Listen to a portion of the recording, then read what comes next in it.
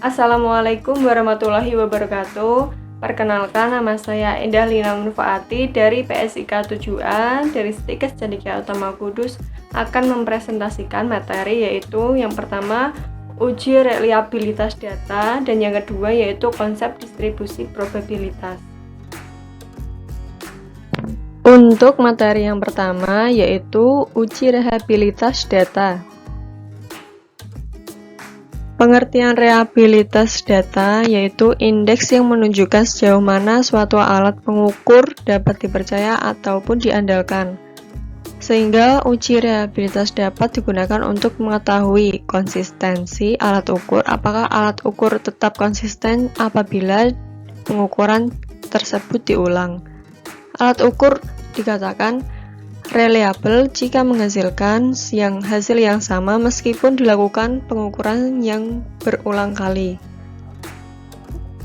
Dapat juga dilakukan menggunakan SPSS pada uji reliabilitas data sehingga memungkinkan untuk menguji data dalam jumlah yang banyak.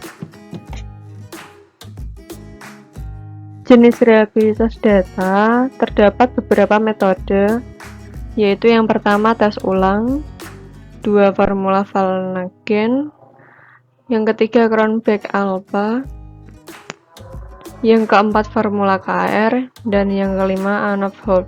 Walaupun terdapat beberapa metode uji reliabilitas yang biasanya dipakai untuk data penelitian dan kuesioner, yaitu dengan metode Cronbach alpha.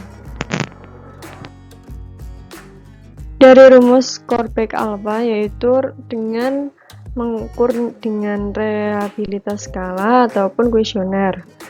Dalam rumus perhitungannya, uji reliabilitas skala diterima jika hasil perhitungan R hitung lebih dari R tabel 5%. Untuk mengukur reliabilitas tes menggunakan rumus KR20 karena skor tes bersifat dikotomi, yaitu untuk jawaban yang benar diberi skor 1 dan jawaban yang salah diberi skor 0.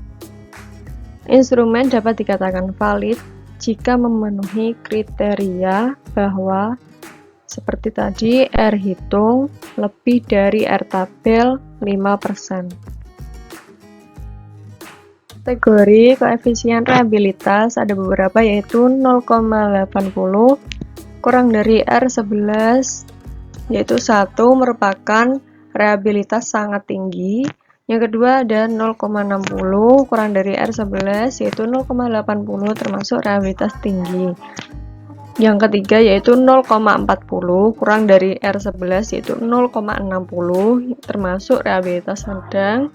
Dan yang 0,20 kurang dari 11, yaitu 0,40, itu merupakan reliabilitas rendah. Dan yang terakhir yaitu min 1 R11, yaitu 0,20 reliabilitas sangat rendah ataupun tidak reliable. Materi yang kedua yaitu konsep distribusi probabilitas. Pengertian dari konsep distribusi probabilitas yaitu suatu distribusi yang menggambarkan peluang dari sekumpulan variat sebagai pengganti frekuensinya.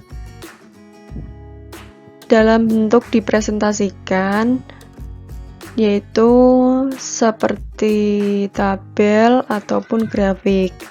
Fungsinya pada umum dibedakan atas distribusi peluang diskrit dan distribusi peluang kontinu.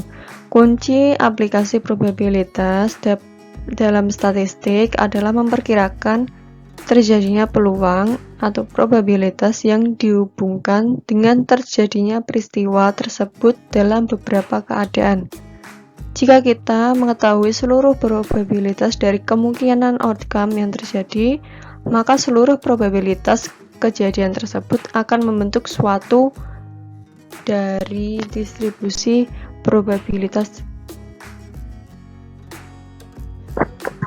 Distribusi probabilitas dibagi menjadi 6, yaitu yang pertama, distribusi probabilitas diskrit, yaitu merupakan variabel yang nilainya dapat diperoleh dengan cara membilang ataupun menghitung. variabel dari sampel yang diambil dari populasi ini, yaitu untuk mempermudah pemahaman teori sampel maupun pembahasan hipotesisnya pada pengujian selanjutnya.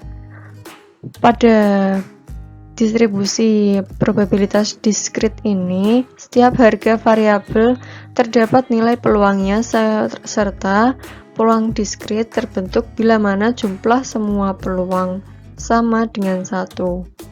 Ini dikatakan wajar karena setiap peristiwa pasti memiliki nilai penjumlahan peluang sama dengan 1 dari setiap kejadian yang mungkin terjadi.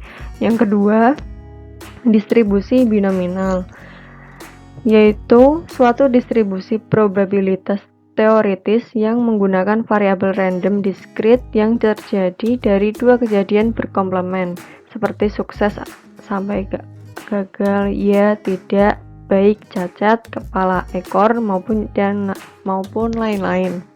Yang ketiga yaitu distribusi Bernoulli.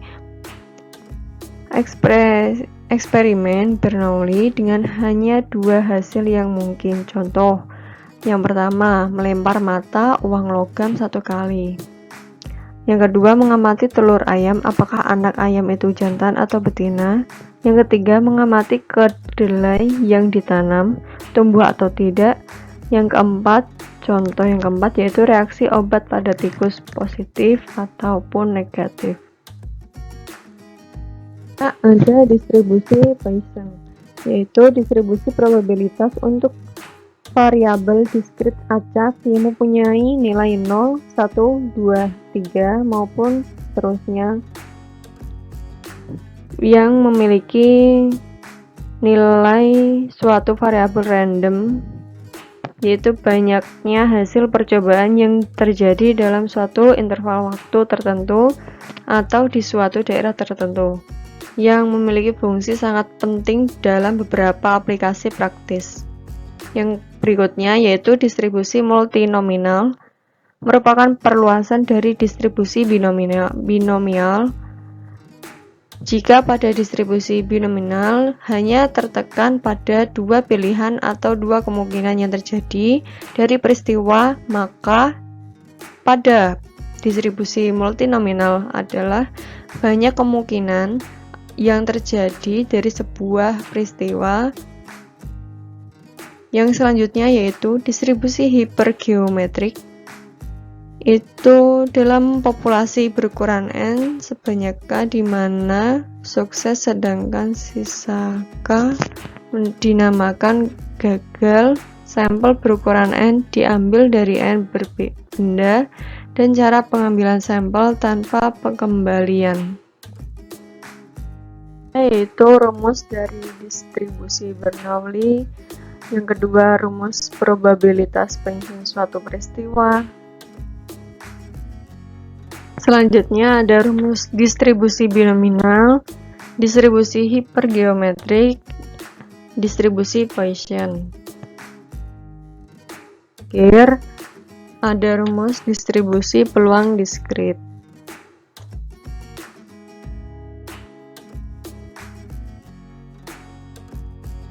Sekian presentasi dari saya. Apabila ada salah kata, saya mohon maaf. Wassalamualaikum warahmatullahi wabarakatuh.